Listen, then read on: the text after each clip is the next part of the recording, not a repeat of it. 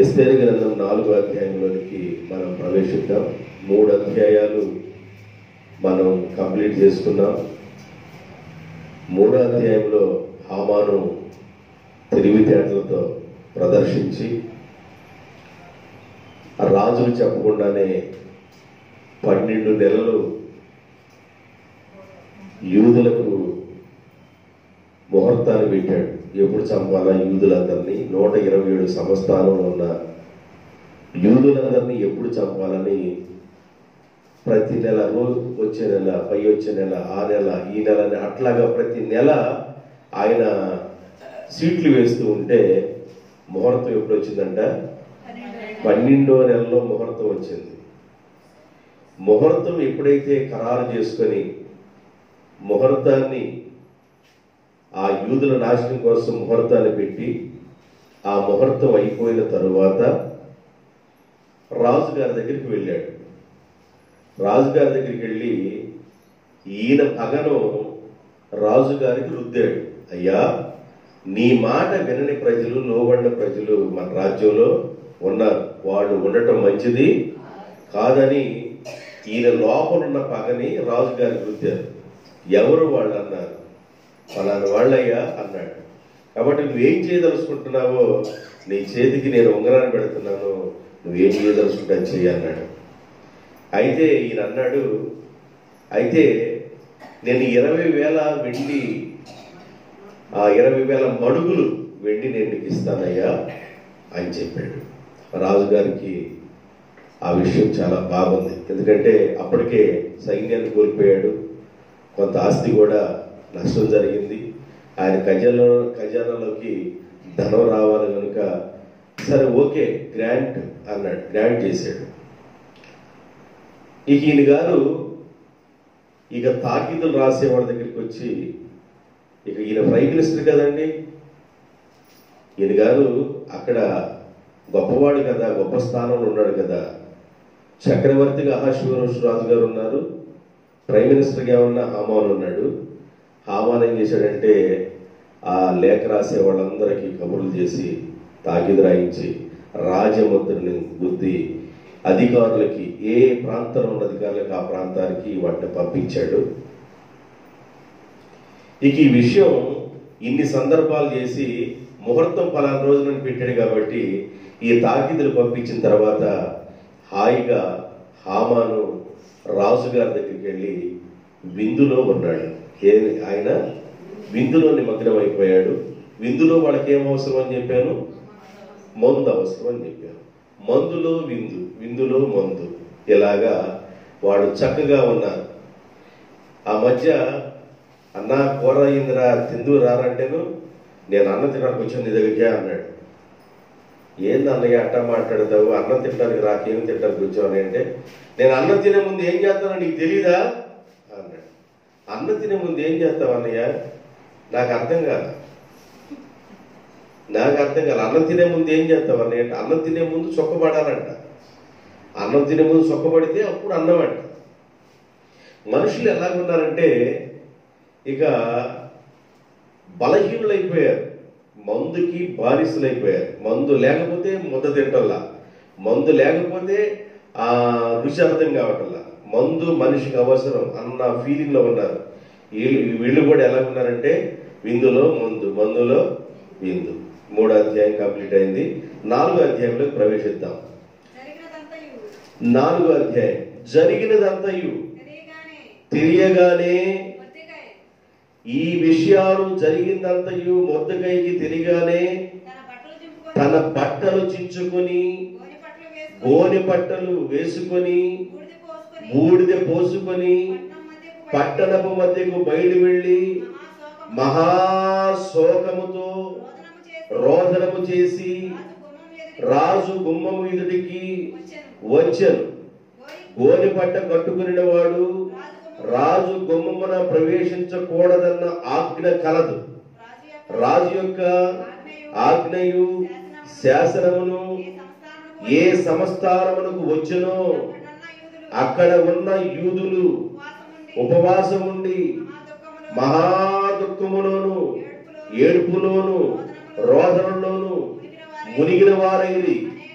అనేకులు గోనె పట్టను బూడిదను వేసుకొని ఉండిరి. 127 సంస్థానంలో యూదులనే వాళ్ళు ఎక్కడెక్కడైతే ఉన్నారో ఈ వార్త 127 సంస్థానాలకు వెళ్ళిన వెంటనే వాళ్ళు గోని పట్ట కట్టుకొని బూడిద పోసుకొని ఉపవాసం ఉండి ఏడుస్తూ ఉన్నారు, జాగారం చేస్తున్నారు. దేవా, రాజుగారి యొక్క శాసనం అది. ఒక ముహూర్తం పెట్టారు. ఫలానా రోజున ఒకే రోజున ఏ గ్రామంలో ఉన్న వాళ్ళకి ఆ గ్రామాల అధికారి ఉన్నాడు కాబట్టి ఆ గ్రామాధికారి యూదులుగా ఉన్న వాళ్ళందరూ నేరి ఆ రోజే ఉరిదీయాలి. ఏ గ్రామంలో ఉన్న వాళ్ళు ఆ గ్రామంలో ఒక రోజులోనే యూదులు లేకుండా మన సంస్థానంలో నుండి వెళ్ళిపోవాలని బాగా పగడ్బందీగా ప్లాన్ చేశాడు. మెమూకాన్ అనేవాడు ఏం చేశాడంటే రాజైన అహష్వేరోషు కాపురం పోయేటట్టు చేశాడు. వస్తీ ఇక రాకూడదు, ఇక నువ్వు ఆ ముఖం కూడా చూడకూడదని ఆ కాపురం పోయేటట్టు చేశాడు మెమూకాన్ అనేవాడు. వాడు ప్రధాని. ఈ వ్యక్తి ఏం చేశాడంటే ఇప్పుడు యూదులందరికీ ఇప్పుడు ఎస్తేరు పోవాలా, యూదులందరూ కూడా పోవాలా. అప్పుడేమన్నా వస్తీయే పోయింది. మెమూకాన్ చేసిన పనికి ఏమన్నా వస్తీయే పోయింది. ఇప్పుడు ఎస్తేరు పోవాలి, ఎస్తేరు జనాంగం కూడా. అసలు చూడండి ఎంత సాధారణుడు ఎవరిని ఎలా వాడుకుంటా వస్తున్నాడో, అపవాది ఎవరెవరిని ఎలా వాడుకుంటా వస్తున్నాడో. సాతాను యొక్క ముఖ్యమైన ఉద్దేశం ఏంటంటే యూదా జాతి నశించిపోవాలి, యూదులు ఉండకూడదు. సాతాను యొక్క ముఖ్య ఉద్దేశం. దేవుని యొక్క ఉద్దేశం ఏంటంటే ఆకాశము క్రింద అమాలేకి అనే పేరు కనబడకూడదు.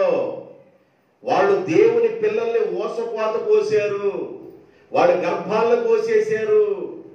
చిన్న పిల్లలను చూడలేదు, ముసలి వాళ్ళను చూడలేదు. అలాంటి వాళ్ళందరూ ఓసపాత కోసారు కనుక వాళ్ళ పేరు ఆకాశము క్రింద ఉన్న భూమి మీద లేకుండా నేను తుడిచిపెడతాను. మోసే ఇది ధర్మశాస్త్రంలో రాయి అన్నాడు. యెహోషువతో చెప్పాడు, సమూయేలుతో చెప్పాడు, సౌలుతో చెప్పాడు వాళ్ళు ఉండకూడదని. దావీదు సిక్లాగు అనే పట్టణం నుండి యుద్ధానికి వెళ్ళినప్పుడు ఆ యుద్ధానికి వెళ్ళి 3 రోజుల్లో తిరిగి వస్తారు. 3 రోజుల్లో తిరిగి వచ్చిన వెంటనే సిక్లాగు ప్రాంతాన్ని మొత్తాన్ని కాల్చివేసి దావీదుకి సంబంధించిన వాళ్ళందరినీ స్త్రీలందరినీ పట్టుకొని ఆ ప్రాంతానికి వెళ్ళిపోయారు. అమాలేకీలు అలాంటి వాళ్ళు ఉండకూడదు అన్నాడు. ఇప్పుడు హామాను ఎవరంటే అగాగీయుడైన హామాను. అమాలేకీల రాజు ఎవరు? అగాగు. వాళ్ళ సంబంధమైన వ్యక్తి ఈయన. యూదులనే వాళ్ళు ఇక ఉండకూడదు. అసలు హామాను కోపం ఏమన్నా మొర్దెకై మీద తల వంచి నమస్కారం చేయట్లేదు. ఆయన కోపం రావాల్సింది మొర్దెకై మీద రావాలి. మొర్దెకై మీదే కాదంట, అసలు యూదులంటే ఆయనకి అసలు పన్నే. నిర్గమకాండం 1వ అధ్యాయం తిరగేబాకండి 12-13 వచ్చిన చదువుకుంటూ వెళ్ళినప్పుడు ఇజ్రాయేలీలు అంటే ఐగుప్తీయులకు అసహ్యము. యూదుల్ని ఇజ్రాయేల్ కలిపి ఇజ్రాయేలీలు అన్నారు. ఇజ్రాయేలీలు అంటే ఐగుప్తీయులకు అసహ్యము. ఏ రాజ్యములోనైనా అసహ్యము, ఏ రాజ్యములోనైనా అసహ్యము. అసహ్యం పుట్టేటట్లుగా అపవాది క్రియేషన్ చేశాడండి.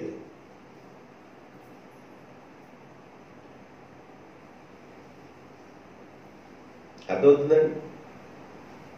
అసహ్యాన్ని కలుగు చేశాడు అపవాది. అందుకనే వద్దుకంటాడు, అమ్మా మన వంశమును గాని మన జాతి పేరు గాని నీవు చెప్పొద్దు.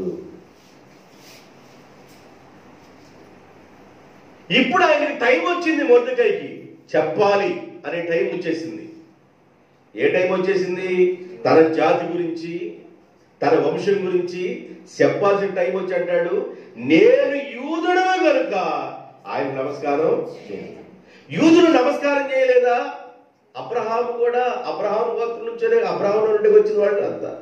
అబ్రహాం ఇస్సాకు, ఇస్సాకు యాకోబు, యాకోబు నుండి వాళ్లే కదా. అంటే మూల పురుషుడు ఎవరు? అబ్రహాం నమస్కారం చేయలేదా? దావీదు సౌలుకి నమస్కారం చేయలేదా? దావీదుకి అహిమయస్ అనేవాడు నమస్కారం చేయలేదా? మరి ఈయనెందుకు నమస్కారం చేయలేదు? ఈయన శత్రువు, దేవునికి శత్రువు. ఈయన శత్రువు, దేవుని చిత్తములో ఆ దేవుని ఆలోచనలో ఉన్న శత్రువు అన్నమాట. అందువల్ల ఆయన నమస్కారం చేయడానికి ఇష్టపడ కాంప్రమైజ్ అవ్వాల. ఏమయ్యా, మేమందరం తలంచుతున్నాం కదా, ఆయన అట్టుకెళ్ళినప్పుడు నువ్వు కూడా తలంచు, ఏం పోయింది భాగ్యం అన్నాడు. నేను తల వంచనే వంచను, తల వంచను. తల వంచని వ్యక్తిని ఒకవేళ హామాను కోపగించి ఆ వ్యక్తిని చంపవచ్చు. కానీ అసలు ఆ హామాను ఎవరు, హామాను యొక్క జాతి ఎవరు, అసలు జాతినే లేకుండా విత్తనాలు వేరేద్దాం అనుకున్నాడు. చిన్న పిల్లలు, భార్య, పురుషులు, అసలుకి ఎవ్వరూ లేకుండా అందరినీ పుట్టిన పిల్లలతో సహా చంపేసేయండి అన్నాడు. ఆ రోజు ఏ రోజులో జొరబడ్డారు? ఒకరొక టైంలో ఫరోలో జొరబడింది సైతాను. ఎవరు చంపాలని? ఇజ్రాయిల్ని. ఫరో దగ్గర జొరబడినా ఇజ్రాయిల్ని చంపాలని నైల్ నదిలో పిల్లలందరినీ వదిలేసి, ఏ రోజు యేసుప్రభు పుట్టిన దినాల్లో 2 సంవత్సరాల లోపున్న వాళ్ళందరినీ చంపండి అన్నాడు. ఇలాగ అపవాది అనేకుల్లో జ్వరబడి ఆయన ప్రణాళికలో, ఆయన చిత్తములో ఉన్న పిల్లల్ని నాశనం చేయాలని వాడు ఆలోచన చేసి ఆయన చిత్తంలో ఉన్న వాళ్ళందరూ పడగొట్టుకుంటూ వస్తున్నాడు. వాడి ప్లాన్ ఏరియాలో స్టార్ట్ అయింది.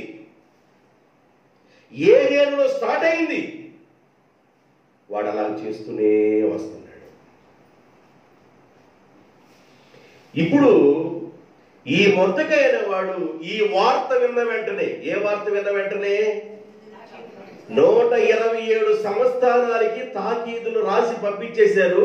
127 సంస్థానంలో యోధా జాతి లేకుండా నాశనం చేయాలనే విషయాన్ని విన్నప్పుడు గోని పట్ట కట్టుకొని, బూడిద పోసుకొని, ఏడుస్తూ ఆ రోడ్లంపటి శోకం పెడతామన్నాడు. ఈయనే కాదు, 127 సంస్థానంలో ఎక్కడెక్కడ యూదులు ఉన్నారో ఈ వార్త విన్న వెంటనే యూదులందరూ గోని పట్ట కట్టుకున్నారు, యూదులందరూ బూడిద పోసుకున్నారు, యూదులందరూ ఏడుస్తున్నారు.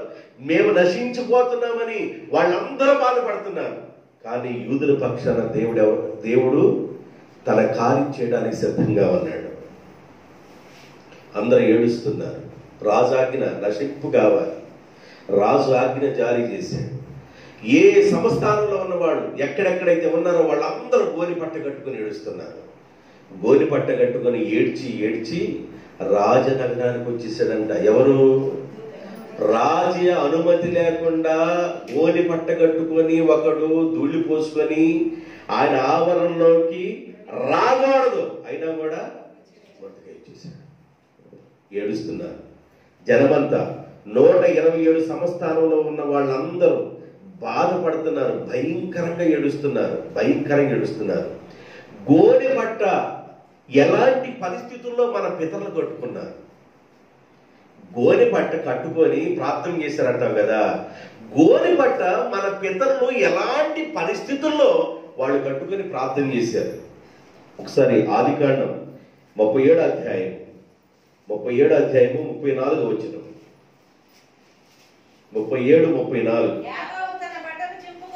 యాకోబు తన బట్టలు చించుకొని, మొర్దెకై తన బట్టలు చించుకొని, యాకోబు తన బట్టలు చించుకొని తన నడుమున గోనె పట్ట కట్టుకొని అనేక దినములు తన కుమారుడైన యేసేపు నిమిత్తము అంగలార్చుచుండగా, నా కుమారుడా నాకంటే ముందుగా చనిపోయావా, నా కుమారుడని యాకోబు గోనె పట్టగట్టుకొని భయంకరంగా ఏడుస్తున్నాడు తన కుమారుడైన యేసేపును బట్టి. నేను కూడా నీ దగ్గరికి వస్తానయ్యా, నేను కూడా మృతుల్లోకానికి వస్తానయ్యా, నీవు లేకుండా నేను బ్రతకలేనురా, నేను నీతో కూడా వస్తాను అని ఏడుస్తున్నాడు. మిగతా వాళ్ళు ఉన్నారే, యేషేవు ఎన్నేవాడు? 11వ వాడు. 12వ వాడు బెన్యామీను. యేషేవు కంటే ముందుగా ఉన్న వాళ్ళు ఉన్నారు 10 మంది. వాళ్ళు అంటారు, నానా ఏడవబాకు నాన్న, నాన్న ఏడవబాకు నాన్న, మేమున్నాం కదా నాన్న, పెద్దోడిని నేనున్నాను, 2వ వాడిని నేనున్నాను కదా నాన్న, 3వ వాడిని నేనున్నాను కదా నాన్న అని 10 మంది పిల్లలు ఓదార్స్తున్నారు. కానీ ఆయనకు ఓదార్పు రావడంలా. 10 మంది మీద ఉన్న నమ్మకం వేరు, యేషేవు మీద ఉన్న నమ్మకం వేరు. ఎవరికి? తండ్రికి. తండ్రికి అందరి బిడ్డలున్నా ఒక్కొక్కరి మీద ఒక్కొక్క ఆలోచన కలిగి ఉంటారు. తండ్రి మాట వినే వాళ్ళ మీద తండ్రికి ఇష్టం ఉంటుంది. తండ్రి మాట వినేవాడు యేషేవు, తండ్రి మాటకి లోబడేవాడు యేషేవు. వాళ్ళ అన్నలు ఇష్టానుసారంగా గొర్రెలు కోసుకుని తిని ఆ లెక్కని మొత్తాన్ని ఆ అడవుల వల్ల సింహాలు వేసుకెళ్ళిపోయిందని చెప్పేవాడు. యేషేవు అలాంటి వాడు కాదు. యేషేవు దొంగ లెక్కలు చెప్పేవాడు కాదు. వాళ్ళ అన్నల పరిస్థితి వేరు, యేషేవు పరిస్థితి వేరు. ఇవన్నీ వాళ్ళ నాన్నగారికి తెలుసు. యేషేవు చనిపోయాడు అనగలే భయంకరంగా ఏడుస్తున్నాడు. గోనె పట్ట ఎప్పుడు కట్టుకుంటారంటే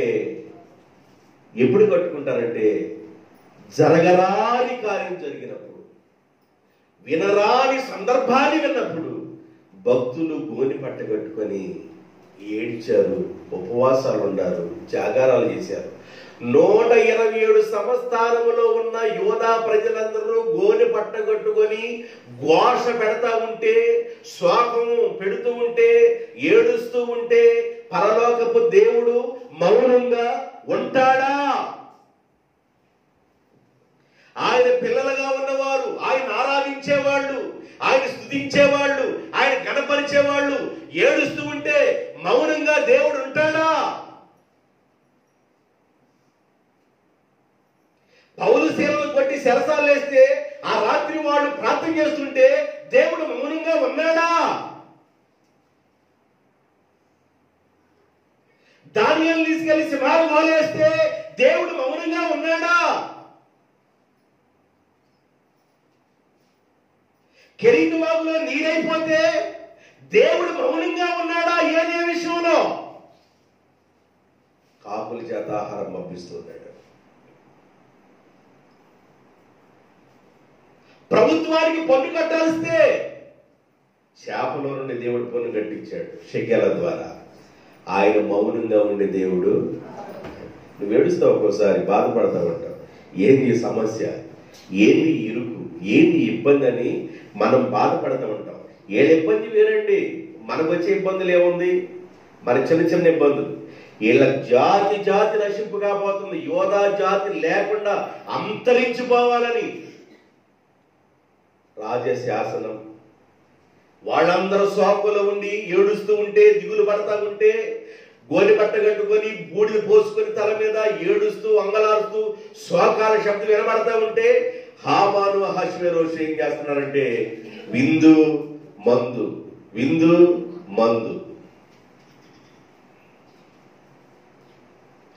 అలాగుంది వాళ్ళెవారు. ఏళ్ళెవారు ఎలాగుంది? గోని పట్ట కట్టుకొని ఏడుస్తున్నారు. మొర్దెకై గోని పట్ట కట్టుకొని ఏడుస్తున్నాడు. యోధా జాతి అందరూ గోని పట్ట కట్టుకొని ఏడుస్తున్నారు. గోని పట్ట ఏ పరిస్థితిలో కట్టుకుంటారో మీకు 2-3 రిఫరెన్స్లు ఇస్తాను. యాకోబు ఇప్పుడు కట్టుకున్నాడో మీకు చెప్పాను.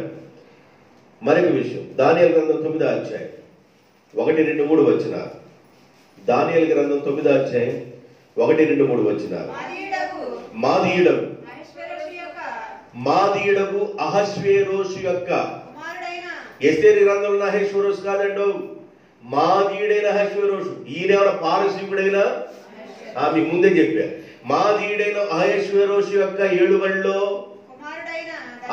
ఆయన కుమారుడైన దర్యావేషు కల్దీల పైన రాజాయను. అతని ఏలుబడిలో మొదటి సంవత్సరమందు దానియేలును నేను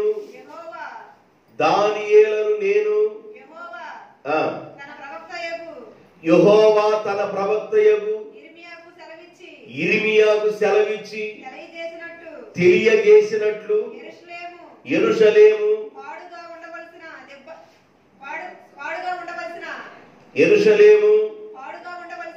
పాడుగా ఉండవలసిన 70 సంవత్సరములు సంపూర్తి అగుచున్నవని గ్రంథము వలన గ్రహించితిని.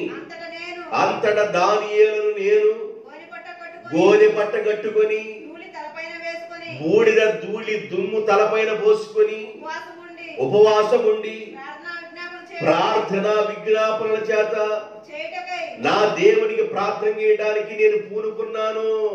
మా దేశం ఎప్పుడు వెళ్తానయ్యా? 70 సంవత్సరాల బబులోను దేశంలో మేము చెరలో ఉన్నామయ్యా. ఈ చెర నుండి మా ప్రాంతానికి వెళ్ళిపోయి మా దేవుణ్ణి, మా దేవాలయంలో మా దేవుణ్ణి ఎప్పుడు ఆరాధిస్తామని అలాగ ఉపవాసాల నుండి దానియేలు కూడా ఏడ్చాడు.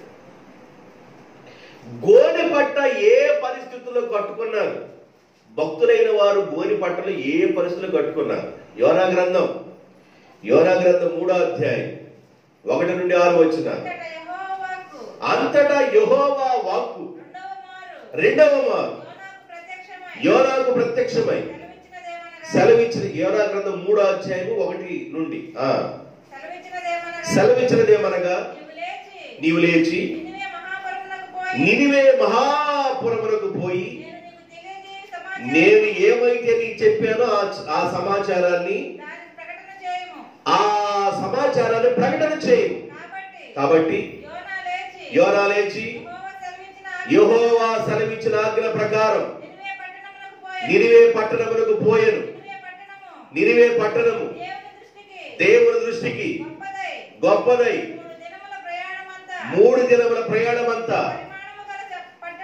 పరిమాణము కలిగిన పట్టణం. 3 రోజుల ప్రయాణం ఒక మనిషి నడిచి ఎంతవరకు నడవగలరో అంత ప్రదేశము నినివే పట్టణం.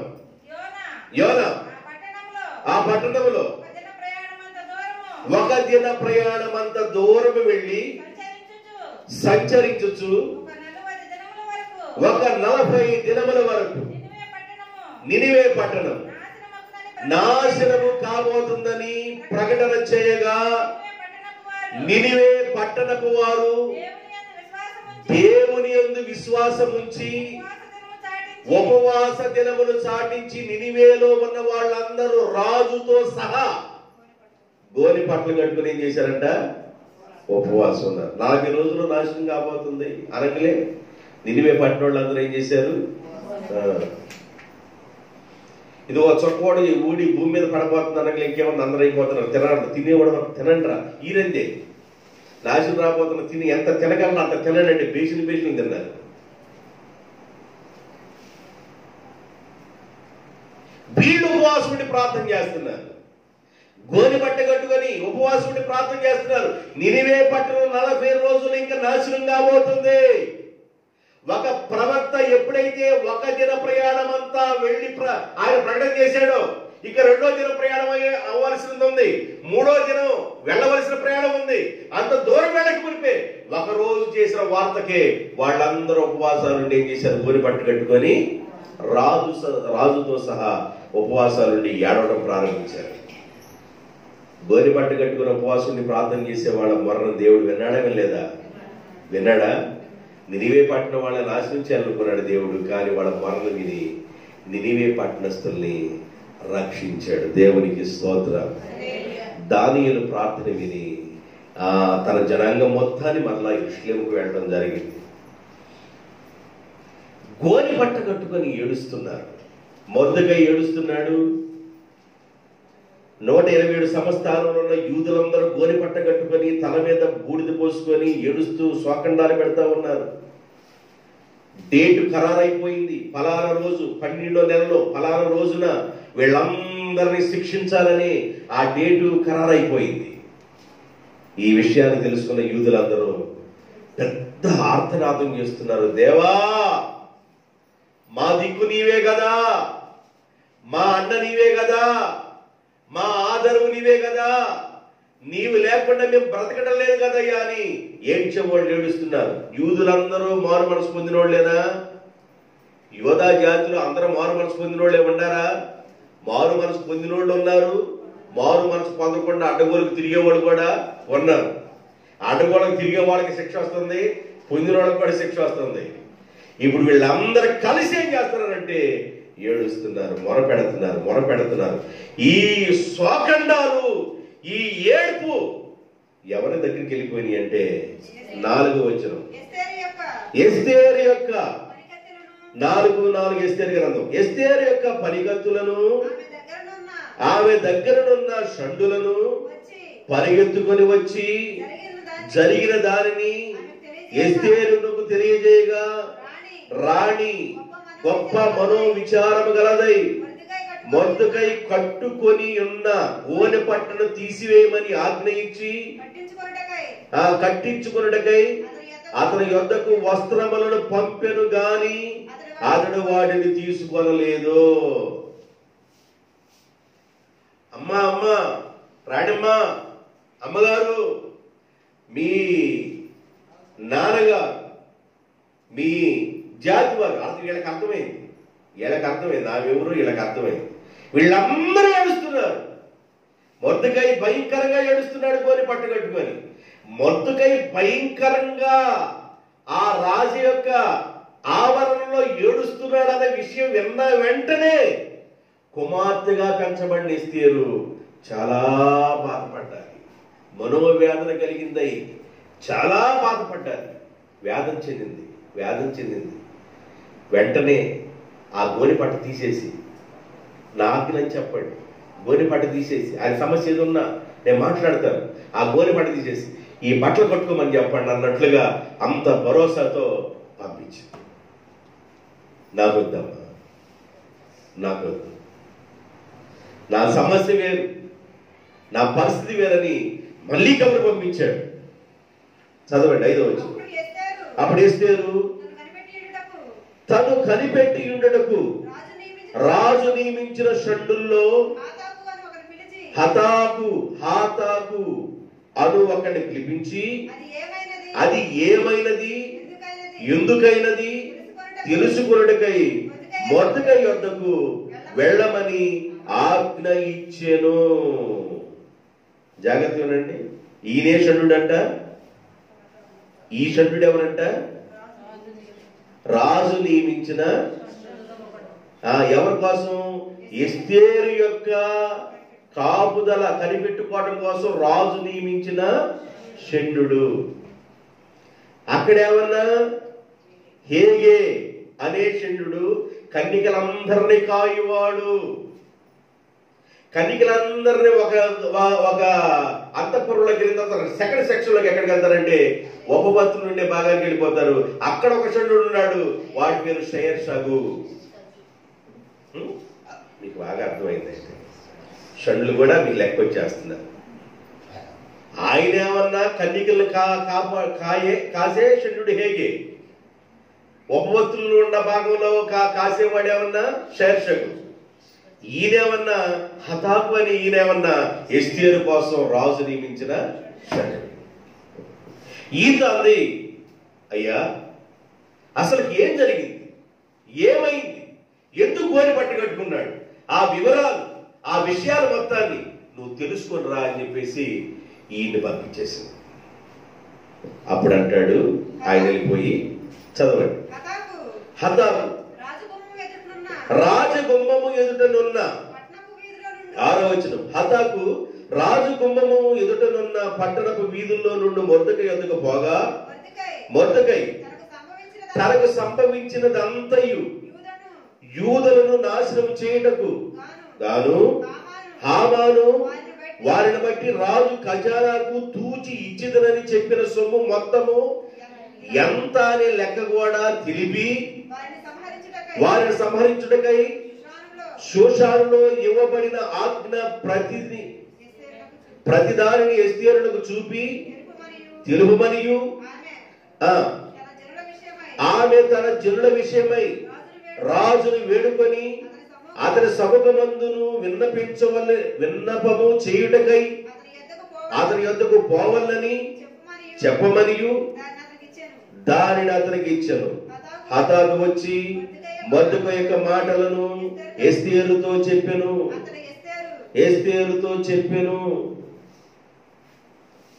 అయ్యా నీ ప్రాబ్లం ఏంది, నువ్వు ఎందుకు ఏడుస్తున్నావు, ఎందుకు గోనె పట్టు కట్టుకున్నావు, నువ్వు బాధపడటానికి కారణం ఏంది అని అడిగితే, ఏం లేదమ్మా అని జరిగిన విషయాన్ని మొత్తం చెప్పి మమ్మల్ని చంపడానికి కూడా ఇంత డబ్బుని రాజుకి ఇచ్చేస్తానని చెప్పేశాడు. ఎంత డబ్బు?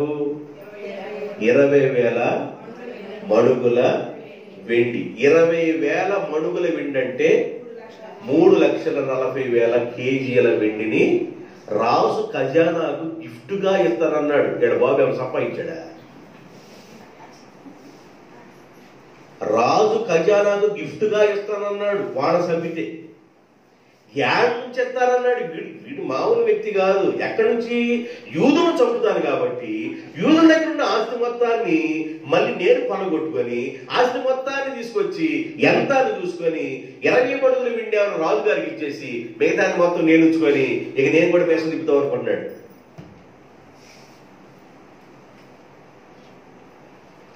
దేవుడు చూస్తున్నాడు.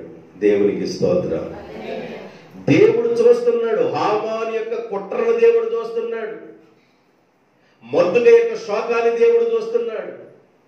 127 సంస్థానంలో యూదులు పడుతున్న శోకం దేవుడు చూస్తున్నాడు. ఎస్తేరు యొక్క బాధను దేవుడు చూస్తున్నాడు. వీళ్ళ మధ్యవర్తిగా ఉన్న హతాకు అనే వాడు ఆయన చెప్తున్న మాటలను కూడా దేవుడు చూస్తున్నాడు. యూదుల మొత్తాన్ని ఒకే రోజు చంపడానికి ముహూర్తం పెట్టారు. ఇంత డబ్బు ఒప్పుకున్నాడు హామాన్ అనేవాడు. ఈ విషయాన్ని వెళ్ళిపోయి రాజుగారితో చెప్పమని ఎస్తేరు దగ్గరికి వార్త పంపించగా ఎస్తేరు అంది. 8వ వచనం 9వ వచనం. అంతటా ఎస్తేరు మొర్దెకైతో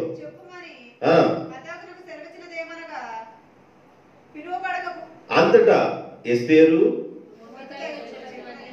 మొర్దెకైతో చెప్పమని హతాకు సెలవిచ్చినదేమనగా, పిలవబడక పురుషుడే గాని స్త్రీయే గాని రాజు యొక్క అంతఃగృహమున ప్రవేశించిన ఎడల బ్రతుకున్నట్లుగా రాజు తన బంగారపు దండమును ఎవరి తట్టు చాపునో వారు తప్ప ప్రతి వాడును సంహరించబడవలనని కఠినమైన ఆజ్ఞ కలదని రాజసేవకులందరికీ అతని సంస్థానంలో ఉన్నవారు జనులందరికీ తెలిసే ఉన్నది.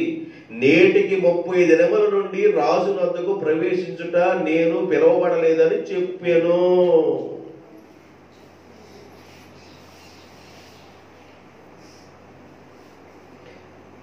మళ్ళీ గమని చేసింది. అయ్యా, మీ అందరికీ తెలుసు, రాజు యొక్క అనుమతి లేకుండా, రాజు యొక్క ఆజ్ఞ లేకుండా, రాజు ఇష్టపడకుండా ఎవరైనా కూడా ఆయన అంతఃపురంలో గాని ఎవరు ప్రవేశించినా వాళ్ళు ఎవరైనా కూడా కఠినమైన శిక్ష, మరణ శిక్ష. ఇప్పటికి నేను 30 రోజులైంది. ఆయన ముఖం చూసి 30 కాదు 30 సంవత్సరాలు ఉన్న వాళ్ళు ఉన్నారు అక్కడ. సీనియర్లు అందరూ సీనియర్లు ఉన్నారు అక్కడ. సీనియర్లు 30 సంవత్సరాలు తింటానికి కూర్చున్నారు కానీ రాజు ఇల్లాడు చూసింది కూడా ఏమి అక్కడ సీనియర్లు ఉన్నారు. ఇలాంటి పరిస్థితుల్లో నేను గాని వెళితే నేను చనిపోతాను అని బైబిల్ ఏం చెబుతుందంటే, తన ప్రాణమును మార్కు సువార్త 8వ అధ్యాయం 35వ వచనం, తన ప్రాణమును రక్షించుకోరువాడు దాన్ని పోగొట్టుకొనును. తన ప్రాణాన్ని రక్షించుకోవాలనుకున్నవాడు దాన్ని పోగొట్టుకొనును. నా నిమిత్తమును సువార్త నిమిత్తమును తన ప్రాణమును పోగొట్టుకునేవాడు దాన్ని రక్షించుకొనును. తన ప్రాణము రక్షించుకోవాలనుకున్నవాడు దాన్ని పోగొట్టుకుంటాడు. ఏమ్మా, నీ ప్రాణాన్నే చూస్తున్నావా ఎస్తేరు? నీ ప్రాణమే చూస్తున్నావా? 127 సంవత్సరాలలో యూదులందరూ సంహరించబడాలంటున్నారు. ఒకవేళ యూదులందరికీ సంహారం వచ్చినా రాకపోయినా నీకును నీ తండ్రి ఇంటి వారికి తప్పనిసరిగా మరణం వస్తుంది. నేను ఒక మాట చెబుతున్నాను, విను. దేవుడు టైం వచ్చింది. దేవుని టైం వచ్చింది. దేవుడు నిన్ను ముందుగానే అంతఃపురంలోకి పంపించాడు. దేవునికి స్తోత్రం. ఒకానొక రోజున యూదులందరికీ ఇలాంటి శిక్ష అనేది వస్తది, దేవుడికి తెలుసు. ఒకానొక రోజున యూదులందరికీ ఇలాంటి శిక్ష వచ్చిందని దేవుడికి తెలుసు. అందుకనే దేవాది దేవుడు, ఆలోచన చేసే దేవుడు, మహాజ్ఞానిగా ఉన్న దేవుడు ఎస్తేరును ముందుగానే అంతఃపురంలో పంపించాడు. దేవునికి స్తోత్రం. అర్థమైందా? ఒక రోజున కరువు వస్తుంది, ఆహారం దొరకదు అన్న విషయం దేవుడికి తెలిసి ఎస్తేరును ముందుగానే పంపించాడు ఐగుప్తుకి.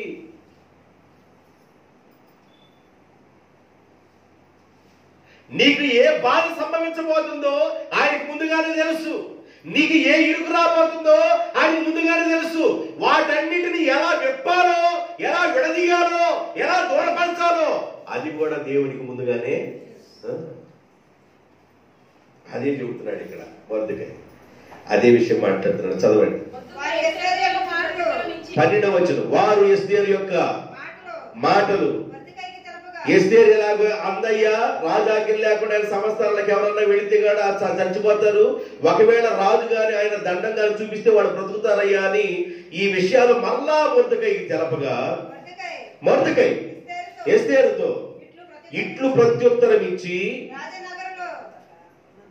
రాజనగరంలో ఉన్నంత మాత్రము చేత యూదులందరికంటే నీవు తప్పించుకొందువని నీ మనసులో తలంచవద్దు. ఎస్తేరమ్మా అంటలా అదస్సా ఆయన ముందు పేరు ఏంటంట అదస్సా. రాణి తర్వాత ఎస్తేరు, ముందు పేరు అదస్సా. అదస్సా నువ్వు తలంచబాక అట్లాగా. నువ్వు అంతఃపురంలో ఉన్నందువల్ల అక్కడ సంహరించబడవని నువ్వు తలంచొద్దు. నీవు ఈ సమయమందు ఏమీ మాట్లాడక మౌనముగా ఉన్న యెడల యూదులకు సహాయము విడుదలయు మరి ఒక దిక్కు నుండి వచ్చును గాని నీవును నీ తండ్రి ఇంటి వారును నశించుదురు. నీవు ఈ సమయం బట్టియే, ఈ సమయం కోసమే రాజ్యమునకు వచ్చితివేమో ఆలోచన చేసుకొనమని చెప్పాను. ఏమ్మా సమయం వచ్చింది, ఇప్పుడు టైం వచ్చింది. టైం వచ్చేదాకా నీ జాతి గురించి చెప్పబాకు. టైం వచ్చేంత వరకు నీ వంశం గురించి చెప్పబాకు. టైం వచ్చేంత వరకు యూదులు గురించి చెప్పబాకు అన్నాడు. ఇప్పుడు టైం వచ్చింది, నువ్వు చెప్పే టైం వచ్చింది. నాకు టైం వచ్చింది, నేను చెప్పా. ఇప్పుడు నీకు టైం వచ్చింది.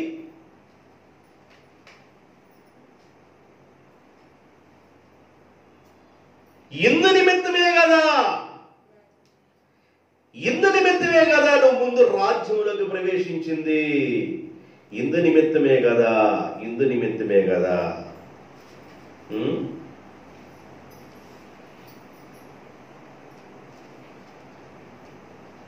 ముందుగా ప్రవేశించింది ఆలోచించే. నువ్వు ముందుగా ఎందుకు పంపబడ్డావు? నీకు అర్థమవుతుందా? ముందుగా ఎందుకు పంపబడ్డావు నీకు అర్థమవుతుందా? ఆలోచించి. ఒకవేళ నువ్వు మాట్లాడకపోతే, నువ్వు మౌనంగా ఉంటే యూదుల సహాయం మరి ఒక దిక్కు నుండి వచ్చింది. దేవునికి స్తోత్రం. అర్థమైందా? బిలాము ప్రవక్తకి గాడిదతో దేవుడు మాట్లాడించాడు. బిలాము ప్రవక్తకి దేవుడు దేని ద్వారా మాట్లాడించాడు? గాడిద చెప్పిందంట బుద్ధి. గాడి మీద కూర్చొని హర్ పద పద హర్ అని పడుతున్నాడు. ఇక కొంత దూరం వెళ్ళిపోయిన తర్వాత దేవదూత అడ్డంగా రోడ్లో నుంచొంది. ఎంత పడుతున్నా గాడిద ముందుకెళ్ళటల్లా. చిత్ర హింసలు చేసి కొట్టాడు గాడిదని. అది ఇటు వెళ్తుంది కానీ స్ట్రైట్కి వెళ్తల్లా. నీకేం పోయే కాలం వచ్చిందని బాగా కొడుతున్నాడు గాడిదని. దేవుడు వెంటనే గాడిద నోటిని ముట్టాడు. గాడిద అంటుంది, అడ్డగాడిదా నేను నీ దారునైనది మొదలు నేటి వరకు ఎప్పుడన్నా రుబ్బురోల్లా కూర్చున్నావు కానీ నువ్వు రుబ్బురోల్లా కూర్చున్నా నిన్ను మోసాను కదా. ఓ పత్రం లాంటి వాడా, నిన్ను మోసాను కదా, ఎప్పుడన్నా నీకు అన్యాయం చేశానా? నీ దానినైనది మొదలుకొని నేను నిన్ను మోస్తానే ఉన్నాను కదా.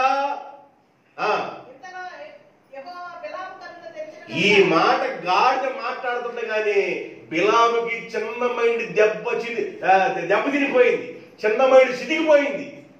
గాడిద మాట్లాడుతుందిరా, గాడిలో తెరవటం ఏంది? గాడికి ఏమొచ్చింది? గాడిలో తెరవటం ఏందిరా ఆడుకుంటాడు మనసులో. గాడిలో తెరవటం ఏందని గాడిద మాట్లాడితే ఎక్కడుంది ఎవరు? మన రోడ్డు మీద మన గేదె పోతే చిన్నమ్మ బాగున్నాం అందనుకో, గేదె ఒక గేదె మన రోడ్డుని వెళ్తే అంత గేదె నీకెళ్ళి చూసి చిన్నమ్మ బాగున్నాం అందనుకో, నీకు ఎట్ట ఉంది దేవారు? ఈయనకి అట్టాగే ఉంది దేవా. అదే నువ్వు మౌనంగా ఉంటేస్తారు మరి యొక్క దిక్కు నుండి యూదులకి ఏమొచ్చింది? సహాయం. మౌనంగా ఉంటే దేవుడు గాడిద ద్వారా కూడా మాట్లాడిస్తాడు. దేవునికి స్తోత్రం, హల్లెలూయా. దేశమంతా కలుగుతూ ఉంటే ఆత్రపు కాపు ద్వారా దేవుడు ఏం చేశాడంటే ఏలికి ఆహారాన్ని పంపించాడు. దేవుడు తన బిడ్డలను కాయించున్నాడు. దేవునికి స్తోత్రం. దేవుడు తన బిడ్డలను కాపాడుతున్నాడు. నిన్ను కాపాడువాడు కొనకడు, నిద్రపోడు. ఇశ్రాయేలు కాపాడువాడు కొనకడు, నిద్రపోడు. ఏంటి సమస్య? నా కుటుంబంలో ఏంటి సమస్య? యజమాని వల్ల సమస్య కొందరికి ఉంటుంది, భార్య వల్ల సమస్య కొందరికి ఉంటుంది, బిడ్డల వల్ల సమస్య కొంతమందికి ఉంటుంది. ఇంటిలో ఆశీర్వాదం ఉండదు, గలిబిలిగా ఉండిద్ది, గందరగోళంగా ఉండిద్ది. ఆ పెళ్లి టైంలో వాళ్ళ అమ్మ కొనిపించిన మొక్కాల పేట తప్ప, మొక్కాల పేట నలిగేయటానికి ముందు కూర్చోబెడతారు. మొక్కాల పేట పాట స్టార్ట్ చేయాలి కదా. ఏం పాట స్టార్ట్ చేయాలి? ఏం పాట స్టార్ట్ చేస్తారు? పచాని అత్యంతాలు ఇయ్యారు, అదేనా? ఈ నలుగులు నల్ల చుట్టకు ఆ మొక్కాల పేట తప్ప ఏమన్నా మార్పు వచ్చిందా? ఏమన్నా? ఎప్పుడో కొనిపించి ఇచ్చారు ప్లేటు, అది 33 వంకలు పోయింది ఆ ప్లేటు. ఆ ప్లేట్ తప్ప ఇంకో ప్లేట్లు ఎంత తింటున్నావా? ఏమన్నా మార్పు వచ్చిందా? ఏమన్నా మార్పు ఏమన్నా జరిగిందా? నువ్వు దేవుణ్ణి కలిగి ఉంటే నీ పరిస్థితులు దేవుడు మార్చేస్తాడు. దేవునికి స్తోత్రం. నువ్వు దేవుణ్ణి ఆనుకొని ఉంటే నీ పరిస్థితులను దేవుడు మారుస్తాడు.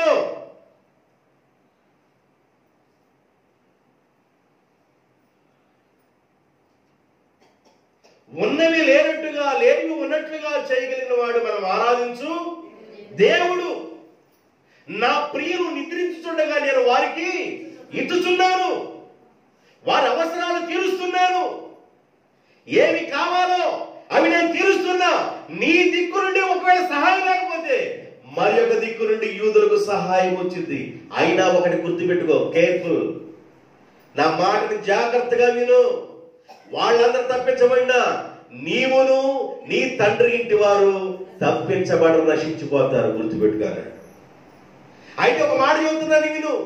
దేవుడు నిన్ను ముందుగా అంతఃపురంలోకి ఎందుకు పంపించాడంటే ఈ సమయం వచ్చే ఈ గడి కోసమే పంపించాడు. నీకు అర్థమవుతుందా? ఎస్తేరు, ఓ అదస్సా, నీకు అర్థమవుతుందా అని మళ్ళీ వర్తమానం పంపించాడు. దేవుడు నన్ను ఇందుకోసమే పంపించాడా అనే విషయాన్ని ఆమెకు అర్థమైన వెంటనే ఏం చేసింది? 15 వచనం. అప్పుడు ఎస్తేరు మొర్దెకైతో మరలా ఇట్లను, ఈ మరలా అనే మాట దగ్గర ఈ మధ్యలో ఎవరున్నారు? మరలా అనే దగ్గర మధ్యలో ఎవరు వీళ్ళకి నడిపిస్తుంది? హతాకు. ఎవరు నడిపిస్తున్నారండి ఈ వర్తమానాలన్నీ? ఈమె చెప్పాల్సిన మాటలు, ఈయన దగ్గర నుంచి మాటలు, మళ్ళీ ఆయనకి ఆయన దగ్గర మాటలు, ఈయనకి ఈ మధ్య విషయాలన్నీ ఎవరు నడిపిస్తున్నారంటే షండుడైన హతాకు, నీవు పోయి షూషానునందు కనబడిన యూదులందరినీ సమాజ మందిరమునకు సమకూర్చి నా నిమిత్తము ఉపవాసముండి 3 దినములు అన్నపానములు చేయకూడదని చేయకునుడి. నేనును నా పనికత్తులను కూడా ఉపవాసముందుము ప్రవేశించుట న్యాయ వ్యతిరేకముగా ఉన్నను. నేను రాజునొద్దకు ప్రవేశించదను, నేను నశించెదను. అటువలే మొర్దెకై బయలుదేరి ఎస్తేరు తనకు ఆజ్ఞాపించిన అంతటి ప్రకారముగా జరిగించెను. బయటికి వెళ్ళిపోయాడుగా, రాణి చెప్పాల్సింది చెప్పేసి సైడ్ అయిపోయింది. రాణి సంబంధించిన రాజు దగ్గరికి వెళ్ళడానికి. ఇప్పుడు రాణి వెళ్ళిపోయి రాజుకి చెప్పాలి విషయాన్ని. ఇక విషయం క్లియర్ అయిపోయింది అనగలే. రాణి ఏం చెప్పిందంటే, నా నిమిత్తము మీరు ఉపవాసం ఉండి ప్రార్థన చేయండి. దేవునికి స్తోత్రం. నా నిమిత్తం మీరు ఉపవాసం ఉండి ప్రార్థన చేయండి. ఉపవాసం ఉండి ప్రార్థన చేయండి. ప్రార్థనలో ఉన్న శక్తి వేరు. ఎందుకు ఉపవాసం ఉండమంటారు? ఉపవాస ప్రార్థన ఎందుకు చేయమంటారంటే, ఉపవాసం ఉన్న బలం వేరు, ఉపవాసంలో ఉన్న పరిస్థితులు వేరు. ఉపవాస ప్రార్థన ఏం చేసిందంటే, గడ్డుగా ఉన్న సమస్యలు కూడా తొలగించి వేసింది ఉపవాస ప్రార్థన. ఉపవాస ప్రార్థన, ఉపవాస దీక్ష అద్భుతాలు చేస్తుంది. కాబట్టి ఎస్తేరుకి ఆ అనుభవాలు ఉన్నాయి, మొర్దెకైకి అనుభవాలు ఉన్నాయి, యోధా జాతి వారికి అనుభవాలు ఉన్నాయి. కొంతమంది పుట్టిన దగ్గర నుండి, తల్లి దగ్గర పాలు తాగిన దగ్గర నుండి, అన్నం నాకించిన దగ్గర నుండి, ఇక అన్నంలో పడ్డ దగ్గర నుండి, చిన్న గిన్నె చిన్న ముద్దతో స్టార్ట్ అయ్యి 2 ముద్దలు, 3 ముద్దలు, 4 ముద్దలు, ఉదయకాలం టిఫిను, మధ్యాహ్నం టిఫిను, ఆ మధ్యాహ్న భోజనం, సాయంకాలం భోజనం, ఇక సత్యాంత వరకు మిషనకి తింపు లేకుండా పంపిస్తూనే ఉంటారు. ఉపవాసాలు లేవు, ఏమి లేవు, భోజనంతో సహవాసం. ఏదైనా ఒక సమస్య వచ్చినప్పుడు ప్రభు దగ్గర కూర్చోవాలి, నేను ఉపవాసం ఉండాలి, ఉపవాసం ప్రకటించుకోవాలి, నా దేవునితో కలిసి ప్రార్థన చేయాలి, నా దేవుడు నా ప్రార్థన వింటాడు, నా దేవుడు నా పరిస్థితులు మారుస్తాడని ఏదైనా రోషం అసలు పడుతుందా? చికెన్ వాసన రాగలే, పలా వాసన రాగలే, జాయింట్ల వాసన రాగలే, మసాలా వాసన రాగలే, నారికంతా సపరించుకుంటా మూతి మీద, ముక్కంతా బిగపట్టకుండా అని పూసుకుంటూ ఏ కాడికి ఇక మామూలుకి ఇక తినేరంటే నా పొద్దాక పరవానం పోసారంట భోజనాల్లో. ఇక చూడు శబ్దం ఇది లాగటమే. దాన్ని ఏమంటారు? పరవానాన్ని ఇంకో మాట ఏమంటారు? జోరు. ఇంకోటి ఏమంటారు? సగ్గుబియ్యం, పరమానం, జోరు. జోరుగా లాగేటి. మీకు ఏం శబ్దం లేకుండా మామూలు వ్యవహారం. ఇక మూతి మామూలుగా శబ్దం ఉండదు. ఇక అప్పుడు వీడియో కెమెరా పెట్టాలా. తినే రంగేనండి. చాలా మంది సమస్యలు ఉన్నా కూడా సమస్యల కోసం ప్రార్థన చేయకుండా తినే రంగులోనే ఉంటున్నారు దేవుని పిల్లలు. సమాజ మందిరంలోకి వెళ్ళి ఉపవాసం చేయండి. చాలా మందికి మందిరపు విలువ తెలియట్లా. మందిరాల్లోనే సినిమా పాటలు పెడుతున్నారు. అధవగతి జనాంగం, దరిద్రపు జనాంగం, జ్ఞానం లేని జనాంగం. దేవుని మందిరాన్ని దేవుని మందిరంగా ఉంచడం చూడకుండా దేవుని మందిరంలో క్లబ్బుగా చేసి సినిమా పాటలతో వ్యవహారం చేస్తూ ఇష్టానుసారంగా బ్రతుకుతున్నారు. దేవుని మందిరంలో దేవుణ్ణి ఆరాధించాలి. దేవునికి స్తోత్రం. నీ ఇష్టం కాదు, దేవుని మందిరాన్ని దేవుని మందిరంగానే ఉంచాలి. ఎస్తేరంటది సమాజపు మందిరానికి ఆ దగ్గరలో ఉన్న వాళ్ళందరూ పిలిపించి 3 రోజులు అన్నపానాలు మానండి, నీళ్లు కూడా అట్టుకోబాకండి. నేనిక్కడ నాతో ఉన్న వారిని నేను కూడా ఉపవాసం పెడతాను. నేను ఉపవాసం ఉంటాను 3 రోజులు. నా పనికత్తులు ఉపవాసం ఉంటారు. నా పక్కన ఉన్న షణుడు ఉపవాసం ఉంటాడు. అందరూ ఉపవాసం ఉంటారు. మీరు కూడా ఉపవాసం ఉండండి. దేవునికి ప్రార్థన చేద్దాం, దేవుణ్ణి అడుగుదాం, దేవుని బ్రతిమలాడదాం, దేవునికి బ్రతిమలాడదాం అన్నారు. దేవుణ్ణి అడుగుతూ ఉన్నప్పుడు, దేవుణ్ణి బ్రతిమలాడుతున్నప్పుడు దేవుడు మౌనంగా ఉంటాడా? దేవుడు ఊరకనే ఉంటాడా? ఆయన పిల్లలు ఏడుస్తుంటే దేవుడు ఊరకనే చూస్తా ఉంటాడా? ఆయన పిల్లల కన్నీటి బాష్ప బిందువులు అలాగ నేల ఒలుగుతూ ఉంటే దేవుడు చూస్తూ ఉంటాడా? బైబిల్ చెబుతుంది, దేవుని పిల్లల కన్నీటి యొక్క విలువ దేవుడికి తెలుసు. కన్నీటి చుక్కగాలి ఏదైనా దేవుని బిడ్డలో రాల్చారా భూమి మీద, అది ఆశీర్వాదం తీసుకురావాలి. వ్యతిరేకంగా ప్రవర్తించే వాళ్ళకి పాఠమన్నా చెప్పాలి. దేవుని బిడ్డల కన్నీరు చాలా వాల్యుబుల్. బైబిల్ చెబుతుంది, మీ కన్నీరు నా బుడ్డిలో నేను దాచుకున్నాను. రక్షణ పొందిన బిడ్డలు ఉపవాసం ఉండి ప్రార్థన చేయడం నేర్చుకోవాలి. ఉపవాసంలో ఉండి ప్రార్థన చేయడం నేర్చుకోవాలి. ప్రతిరోజు తింటున్నామండి, ప్రతిరోజు తింటున్నాము. ఏదైనా సమస్య వచ్చినప్పుడు తిండి మాని ప్రభు పాదాల దగ్గర కూర్చోవడం నేర్చుకోవాలి. దాన్ని ఎవరో చెప్పరు, పనిమాల నిన్ను తట్టి ఎవరో చెప్పరు. భర్త మామూలు లాగి ఒకటి ఇచ్చినప్పుడు ఉండే ఉపవాసం వేరు. భర్త లాగి ఒకటిస్తాడు, అప్పుడు అది బ్లేడ్ దగ్గర కూడా ఆ ఉపవాసం కాదు ఈ ఉపవాసం. భర్త ఏదో అన్నాడని, భార్య ఏదో అందని పళ్ళారు పట్టుకోకుండా నేను 2 రోజుల నుంచి ఎలాగే మంచిని తాకుండా మంచానే ఉన్నాను, అది కాదు ఉపవాసం.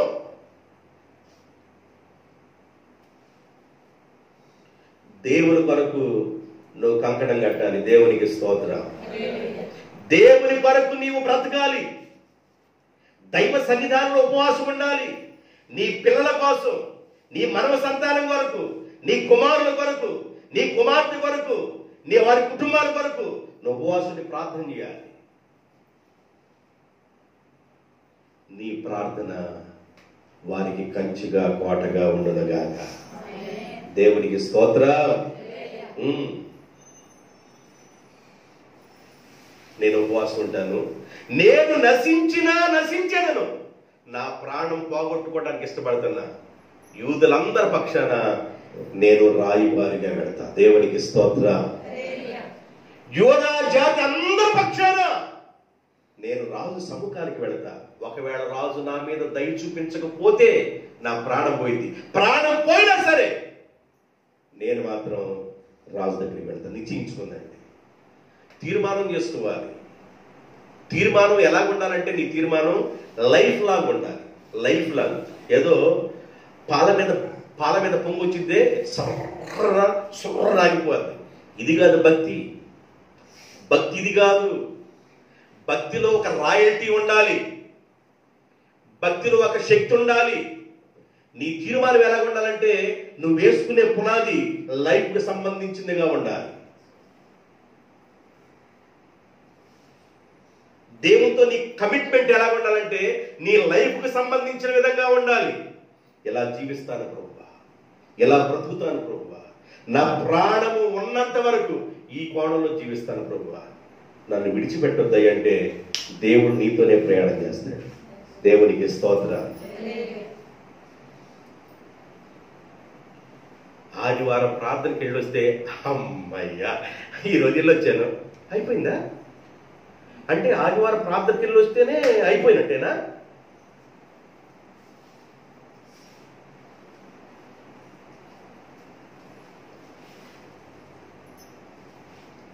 చాలా మంది కుటుంబాల్లో ప్రార్థన లేదు, ఆరాధన లేదు, ప్రభు సన్నిధి లేదు, దేవుని దగ్గరికి వెళ్ళటం లేదు, అసలుకి దిగులు కూడా లేదు, దిగులు చెంత విచారం కూడా లేదు. ఈరోజు దైవ సేవకుడిగా మాట్లాడుతున్నాను. దేవుడు అలాంటి భారాన్ని ప్రసాదించునుగాక.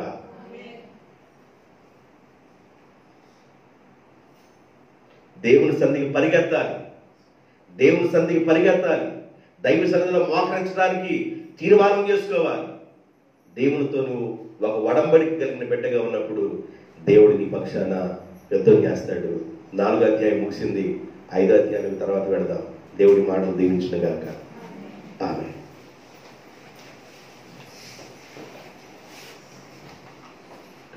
మహాగణుడైన తండ్రి, మహిమ కలిగిన మా ప్రభువా యేసయ్యా, మీకు వందనాలు, స్తుతులు, స్తోత్రాలు. ఎస్తేరు గ్రంథ ధ్యానముల్లో మీరెన్నో పాఠాలు మాకు నేర్పుతున్నారు. ఏదో ఒక మాట మా హృదయాలను తాగుతూ ఉంది, ఏదో ఒక మాట మా హృదయాలని పురుగొలుపుతుంది. మీ మాటను బట్టి జీవించ భాగ్యాన్ని దయచేయమని, మీ బిడ్డల్ని, కుటుంబాలను జీవించమని, తర్వాత పాఠంలోకి మమ్మల్ని సిద్ధపరచమని యేసునందు అడుగుతున్నాము తండ్రి. ఆమేన్.